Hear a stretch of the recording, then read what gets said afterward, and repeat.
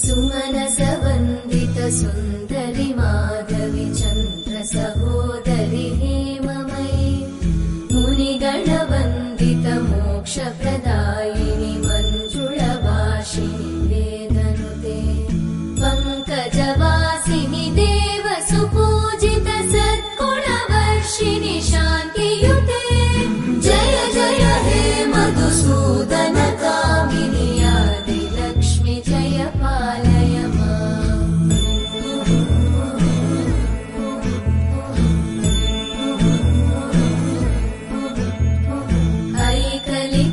ऐकलिकल्मषनाशिनि कामिनि वैदिकरूपिणि वेदमये